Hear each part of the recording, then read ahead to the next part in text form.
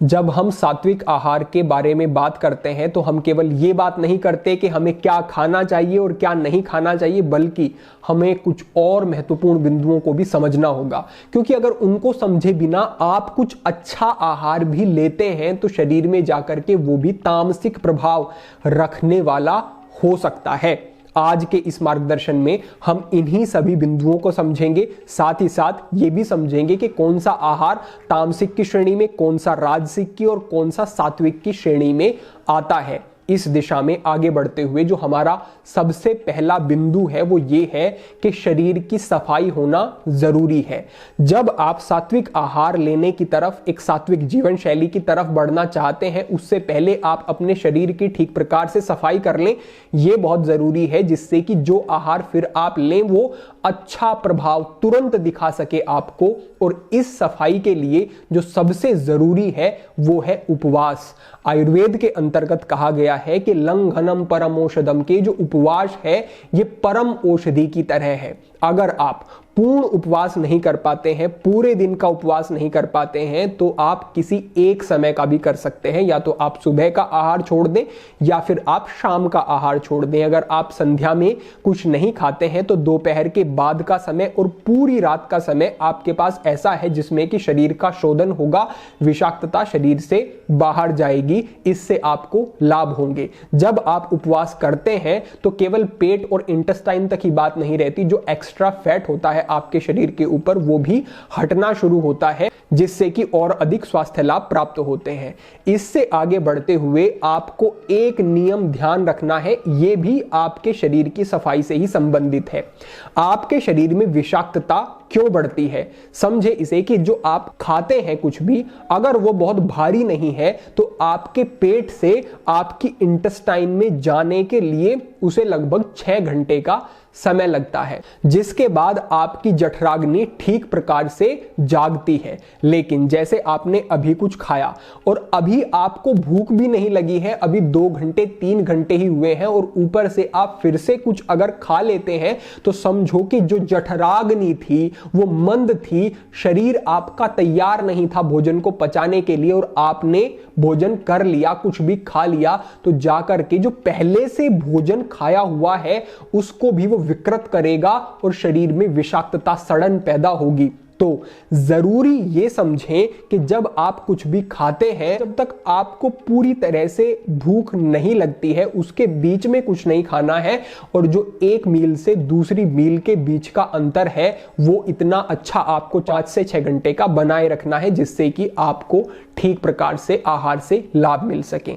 इतना समझने के बाद अब आप दूसरे विषय को समझें, और यह है कि आप अपनी प्रकृति को ठीक प्रकार से समझ के आहार लें। समझे आपके एक व्यक्ति की प्रकृति अगर कफ है तो उस कफ प्रकृति वाले व्यक्ति को ज्यादा एसिड नहीं बनेगा, ब्लॉटिंग नहीं होगी, पाचन उसका दुरुस्त रहेगा। हालांकि कफ प्रकृति वाले व्यक्ति को भूख उतनी नहीं लगेगी, लेकिन अगर वो मिर्च मसाले वाली चीजें खाता है, तली भुनी चीजें खाता है, तो उसे कोई समस्या नहीं होगी। लेकिन अगर कोई पित्त प्रकृति वाला व्यक्ति मिर्च मसालों का प्रयोग करता है तो उसके लिए वो हानिकारक हो जाएगा, उसे बहुत ज्यादा उससे नुकसान अनुभव होंगे। तो आपको ये समझना होगा कि आपकी प्रकृति क्या है। आप अपने शरीर के सिम्टम को देखें और ये देखें कि क्या चीजें आपको नुकसान देती हैं।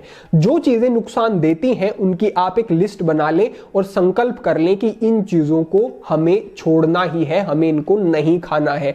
भले ही वो चीज ऐसी हो सकती है जो कि किसी दूसरे व्यक्ति को लाभ दे रही हो, कोई हानि नहीं कर रही हो, लेकिन आपको अपना देखना है कि आपके अनुकूल क्या चीज है और क्या आपके प्रतिकूल है। उसको समझ के अपने जीवन में कुछ नियमों को बनाना है, उन नियमों का पालन करना है। यह अत्यंत महत्वपूर्ण है। तीसरे स्थान पर आपको वो आहार करने हैं जिनमें प्राणिक शक्ति है। इससे आप अर्थ ये समझें कि वो आहार जिनको अगर आप भूमि में डाल देते हैं तो वो अंकुरित हो जाएंगे, वो पौधा बन जाएंगे, वो उग जाएंगे। ऐसे आहार आपके शरीर में जाते हैं तो आपकी प्राणिक शक्ति को बढ़ाते हैं, आपके शरीर को हील करते हैं, बीमारियों को ठीक करते हैं।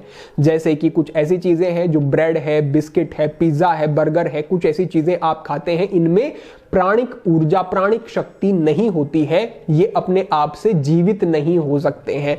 तो ऐसे आहार करने की कोशिश करनी है जिनमें प्राणिक ऊर्जा है। तो हमेशा ध्यान रखना है कि फलों का प्रयोग, सब्जियों का, दालों का, बीजों का, इनका प्रयोग अपने आहार में अधिक रखना है, ये आप ध्यान रखें। और चौथे स्थान पर आप समझें कि कितनी मात्रा में खाना है, क्योंकि अगर मात्रा से अधिक आप खाते हैं तो जाकर के वो भारी हो जाता है, उतने पाचक रस नहीं मिल पाते हैं जिससे कि वो भोजन ठीक से पच सके और आपको भारीपन अनुभव होता है।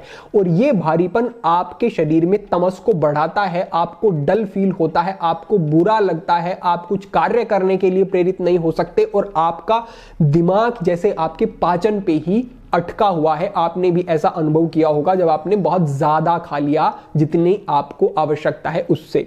तो आपको ध्यान रखना है, जो हमारे शास्त्रों में भी कहा गया है कि भुज्यते शिव संप्रत्यय मिताहार से उच्यते, कि जो आहार आप ले रहे हैं वो आत्मा की तृप्ति के लिए करना है और चौथाई हिस्सा पेट का खाली रखना है। चौथाई हिस्सा यानी कि आपने जैसे खाया तो आपको अनुभव हो गया कि अब अधिक और खाने की आवश्यकता नहीं है, बस वहीं पर रुक जाना है। उसके बाद जो आप खाते हैं समझे वो ज्यादा भार ही आप अपने पाचन पे डाल रहे हैं। तो चौथाई हिस्सा अपने पेट का खाली रखते हुए आप जब भी भोजन करेंगे ये आपके लिए विशेष उपयोगी होगा। और पांचवें स्थान पर आप एक और महत्वपूर्ण बात को समझ लें, वो है कि कैसे बैठ के खाना खाना चाहिए। आपने देखा होगा आप कुर्सी पे बैठे हैं या फिर भूमि पे बैठे हैं, श्रेष्ठ तो यह है कि आप पालथी लगा करके भूमि पर बैठकर भोजन करें, लेकिन अगर आप कुर्सी पर भी बैठे हैं तो ध्यान रखें कि कभी भी कमर को मोड़ के नहीं बैठना है, क्योंकि जब आप कमर को मोड़ के बैठते हैं तो पाचन के ऊपर अतिरिक्त दबाव पड़ने लगता है जिससे कि पेट के ऑर्गन ठीक से काम नहीं कर पाते और ब्लड का सर्कुलेशन पाचन के समय जब पेट की तरफ होना होता है तो वो भी अवरुद्ध होता है, रुकावट पड़ती है वहां पर, इससे भी नुकसान होते हैं। तो इन 5 बातों का अगर आप ध्यान रख लेते हैं और उसके बाद जो हम अभी आपको कहते हैं ऐसा आहार आप लेते हैं तो आप देखेंगे कि ये जो आहार है आपके लिए औषधि की तरह काम करेगा। कहा भी गया है कि भोजनम भेषजम, कि जो आहार है यही आपकी दवाई भी हो सकता है, ये आपके शरीर को ठीक करने वाला भी हो सकता है और बीमार करने वाला भी। तो इस प्रकार से इन 5 बातों का ध्यान रखेंगे। आगे आप समझें कि तामसिक आहार की श्रेणी में कौन से आहार आते हैं।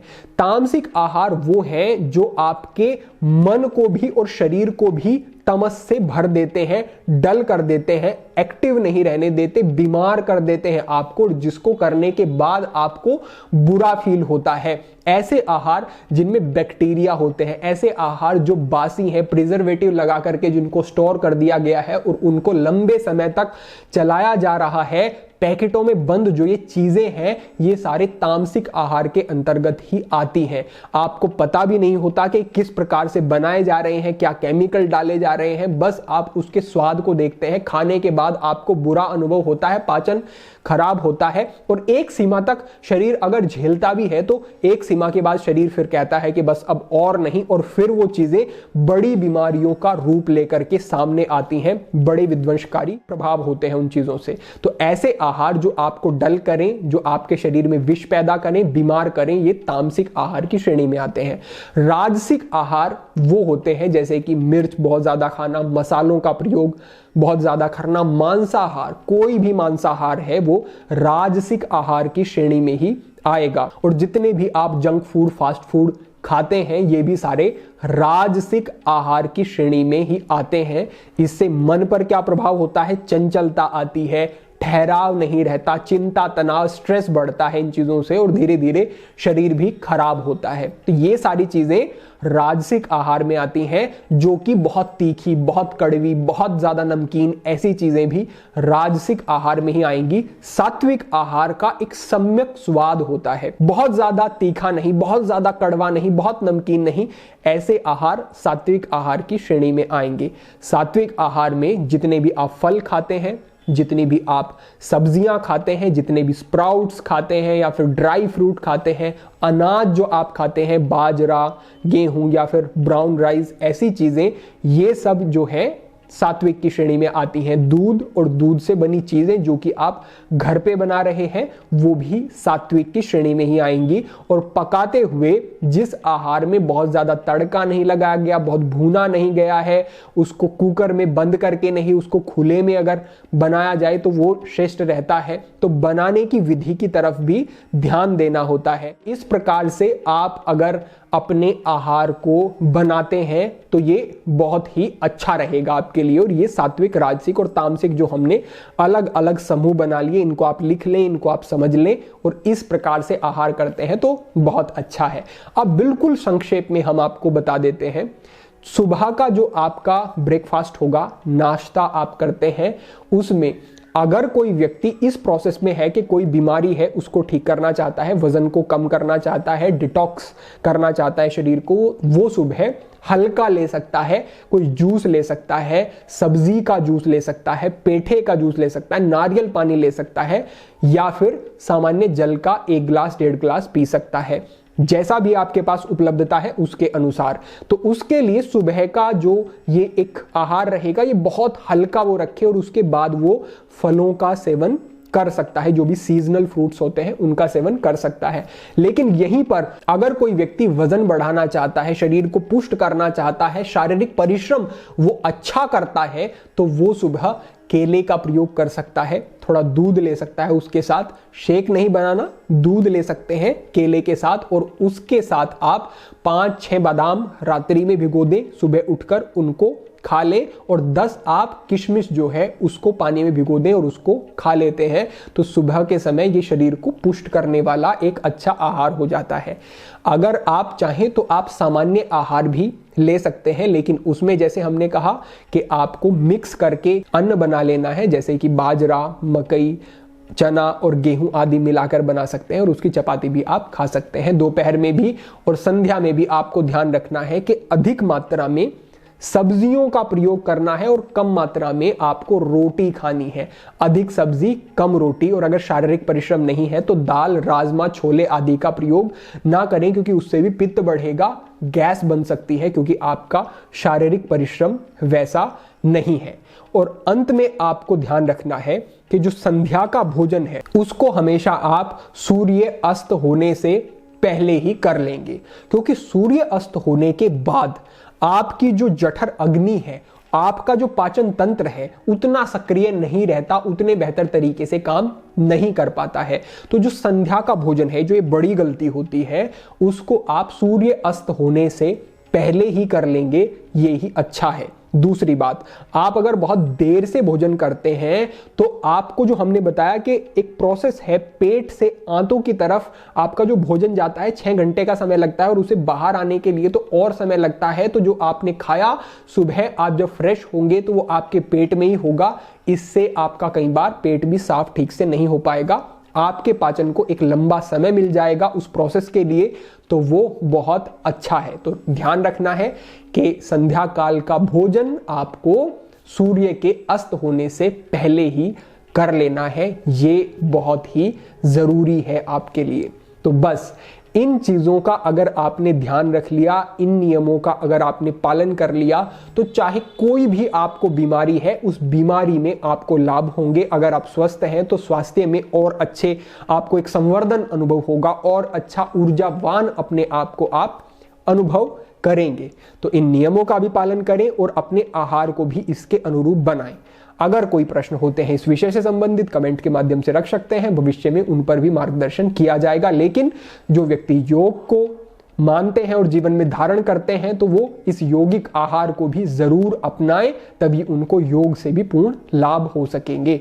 तो आज के लिए यही मार्गदर्शन था, भविष्य में अन्य महत्वपूर्ण विषयों पर भी मार्गदर्शन होता रहेगा। सभी के लिए प्रार्थना, सभी के लिए मंगल कामना। आज के लिए इतना ही। ओम नमः शिवाय।